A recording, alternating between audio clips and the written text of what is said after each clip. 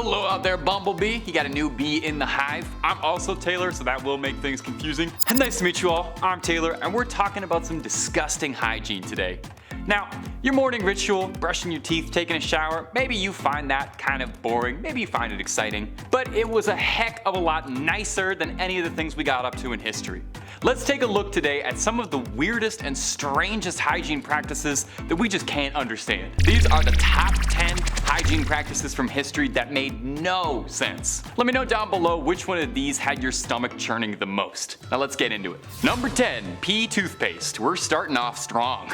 The Romans were an impressive people. They built the aqueducts, the Colosseum, the Senate, and I heard they didn't even build that in a day. Their society had a lot going on. Romans cared very deeply about their appearance and put a lot of effort into looking as nice as possible. And what better place to start than with a winning smile? Romans might not have had any toothpaste that dentists recommend, but they had something far more natural. Romans used liquid gold to whiten their smiles. There's a lot of ammonia in pea. It's an all-natural teeth whitening tool. You gagging yet? Thinking about that? I'm not going to be able to make it through this video. It wasn't just used for dental hygiene either. The Romans had a lot of fun, creative uses for their pee. They would buy bottles of Portuguese urine and use that as like a little rinse, a little mouthwash. I'm actually gagging talking about this. Importing bottled urine became so popular that the Emperor Nero taxed the trade. The ammonia in urine was thought to disinfect mouths and clean up your teeth and remained a popular mouthwash until the 18th century. They also thought that it helped with hair loss or skin care and was used for staining and softening leather. From just tip to toe, you could find yourself covered in pee. It was a convenient catch-all for all of life's problems. Toothache? Pee. Open wound? Pee. Hair's dry? Pee. Thirsty? Let's move on to the next point, okay? And if you're looking for way more disgusting things throughout history, you already know Bumblebee has all of that and then some. We've got lists on just about every gross and wild thing you can think of from all these different periods of time. So hit subscribe. Please make sure you ring that little bell as well so you get all the up-to-date buzzes, but do that at the end of this video because I got 9 more crazy hygiene practices coming for you right now. Number 9, fleas in your wig. During the 17th and 18th centuries in Europe, there was very definitely one hairstyle that was significantly more popular than others. You already know the one I'm talking about the classic, that Washington look. A powdered wig really was the finest thing you can put on your head. It's a bit bizarre looking back on it, imagining that everyone was looking like Mozart all the time and that was the coolest thing you could look like apparently. Well, these things got pretty dirty, right? And you weren't gonna wash them the same way that you wash your hair, and you don't want to be the only guy at the symphony with a stinky head. So to combat lice and other horrific pests that would be hiding in your wig, you'd have to get flea combs to get them all out. Or the alternative was that you send your wig off to a wig maker who would then boil the wig to remove the nits. Imagine having to boil your hair to make sure that there weren't any critters living inside your wig. Man, looking back on it, why did we ever get rid of powdered wigs? It seems like it was great. Number 8, arsenic wafers. For a long time, women of all creeds have sought to have the fairest skin possible. Pale, fair skin has traditionally been seen as a beauty standard, and women in the Victorian era would do just anything to get that freshly dead corpse white look. Not quite sure why looking like a recent victim was ideal, but Victorian women loved it. And to get this near-death look, they would put a few drops of citrus into their eyes to perk them up. They would wear veils and gloves and parasols to keep their skin pale, but their favorite trick was a little something from the Sears and Roebuck catalog, Dr. Rose's Arsenic complexion wafers. This sounds like a joke, it was completely real. These little white wafers were advertised as perfectly harmless and were supposed to keep you pale. Well, in actuality, arsenic will cause kidney damage, hair loss, and, well, yeah, it does cause vitiligo, which does cause a pigment loss in the skin, so you know what? Yeah, it does kind of give you that deathly pale look, but mostly it's because you are actually dying, so it's a very natural deathly look. Number 7, mummy powder. There is a lot of strange things we put in and on our body for the pursuit of beauty. We've already talked about using pee for toothpaste. That was the number 10 point in this video. So how much weirder can we truly get with this? Well, How about dried up, crushed up human remains as a beauty product? Well, in the Middle Ages, it was a practice to grind up mummies into a crunchy powder and used as a catch-all wonder cure. It was believed that consuming it had healing properties, and you could use ground up mummy for just about anything that was bothering you. It was supposed to thin out coagulations, help with clots. It was effectual in purging of like a headache, or it would be good against a cough, against inflammation. It was even said to be useful as a medicine for menstrual cramps. It's that time of the month, just grind up a dead body and huff the fumes. That's part of the beauty of being a woman, huffing dead body fumes.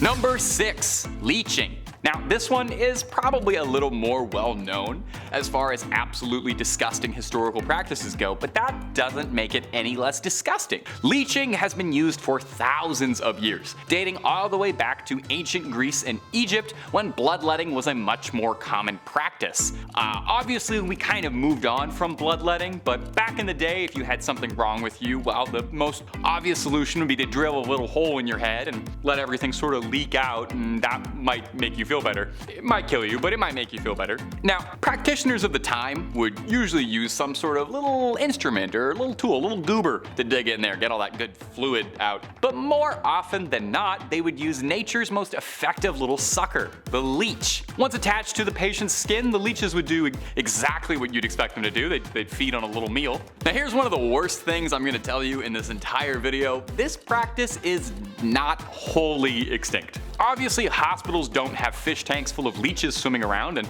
modern clinicians don't particularly support the practice, but there are still some who believe in very specific applications to save limbs. They are sometimes used in certain microsurgeries and plastic surgeries still. So, if you want to relive your history a bit. Number 5, hair removal. Since the dawn of hair, we've been looking for creative ways to get rid of it. Too much of a good thing, and we could all use less of it. Egyptians in particular did not much care for body hair, and the beauty standard was completely shaven clean. Now, while you or I might use a razor, or if a little tougher than I am and braver, you might book a waxing. But back in Egypt, they didn't have these luxuries. They had something similar to wax. They used a cream made of hippo fat, tortoise shell, burnt lotus leaf. And if that doesn't sound particularly appetizing, what about the alternative cream that was sometimes used, made of boiled bird bones, dung, lard, milk, gum, and salt? I'm not sure there's a single ingredient in either of those that smells pleasant, and I can't imagine putting that anywhere near your mouth, but hey, beauty. Now that sounded gross, but it's just that, it's gross. It's not actively harmful the same way that Stone Age women in the Mediterranean and across Asia would remove their body hair by using a cream made from arsenic, quicklime, and water. I think of those three, water is the only ingredient in that is not actively toxic, and that's because we're mostly made of water. Number 4, animal dung baths. We're talking about Rome again for number 4, and we'll be talking about Rome again at the bottom of this list. Let me spoil that for you.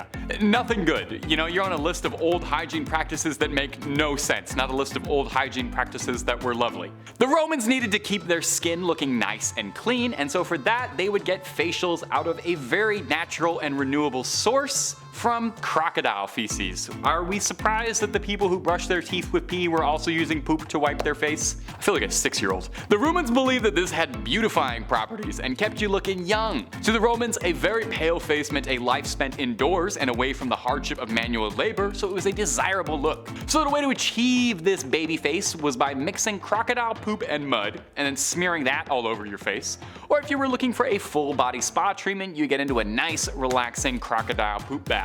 Oh, I tell you, after a long day at the Coliseum fighting lions, nothing does a body better than just sinking into a little crocodile crap. Oh, just like home. Number 3, ear spoons. Alright, let's start talking about stuff that's really gonna make your stomach churn. I'm gonna struggle to get through these last couple of bits. Earwax. Let's talk about it. We've all got it, but we don't want it. It's probably one of the worst things that comes out of your body. Top 5 easy. Well, nowadays, we just use Q-tips to clean that up, although if you believe anti-Q-tip propaganda, you're not supposed to do that. Well, ancient people didn't have that piece of trivia, or any sanitary methods of ear cleaning at all, really, and instead relied on disgusting objects like the ear spoon or ear picks. Ear picks were frequently made of bone or brass and were just another normal tool that you'd have on your person at all times. Archaeologists primarily found them around Scandinavian countries, a lot of Viking areas, where it was very common to keep a little ear spoon on your necklace so that you'd never have to be without it. You know, in case you're in the middle of a battle and you can't hear Hrothgar giving you orders because you got too much earwax plugging it all up, just take your little ear spoon, just start, digging all that stuff out. I actually think ear spoons should make a comeback. That's controversial. That's my hot take for this video. Bring back ear spoons. Number 2, tooth removal. All right, let's see if we can make me actively gag. Anything involving teeth are kind of my kryptonite, so let's just try to get through this.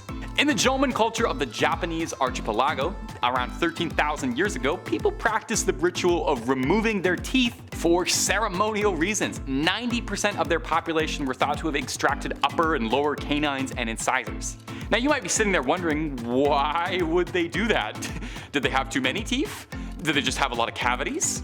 Well, in their community, they believed that the body was a physical symbol of membership in your community. Like how the world changes, your body changes too. And there was this belief that the mouth was a great way to display change. All that to mean that extraction of different teeth tell your story, and through a smile, people could tell about different milestones in your life. A new baby, a marriage, a death of a loved one. Kind of like how people get tattoos to commemorate things, but infinitely more painful before the advent of Novocaine. I'd say this practice is still in play, because if I see someone and they smile and they're missing a bunch of teeth, it definitely does tell a story. It just is not a story I want to hear. And number 1, the wiping stick. I don't know, man. I don't even know where to begin with this. I can't help it. The Romans. They were one of the most innovative societies in human history, and in a lot of ways, some of the most absolutely barbaric. So say you were visiting ancient Rome, and you wanted to do as the Romans do, and you went to the bathroom, and you were wondering how you should wipe yourself. Well, you would use the ancient Roman practice of using a stick that had honey and vinegar on the end of it. I probably wouldn't do that. Well, if you couldn't afford yourself a tersorium, that's the fancy name for the butt wiping stick, you could always use the alternative method, which was that all over Rome was loads and loads of discarded pottery, smashed, broken terracotta and clay. Most common vessels were full of pottery shards, or pessoi, an ancient Greek word for pebbles. So neither of those sound particularly appetizing, the honey stick, the clay pebbles. Romans would collect scrap pebbles that looked particularly smooth in order to avoid, you can probably figure out why you would want a smoother stone to do that particular action. This was not like a secret shameful thing the Romans did. This was an important enough part of their life that they would depict this on pottery and in their art. Archaeologists have found vases and pots that show men squatting with clothing raised. Art imitates life, after all. Well, that was disgusting. I need to go find myself a bucket, throw up a little bit into. Thanks so much, Bumblebee. Take it easy, and I'll catch you in the next one.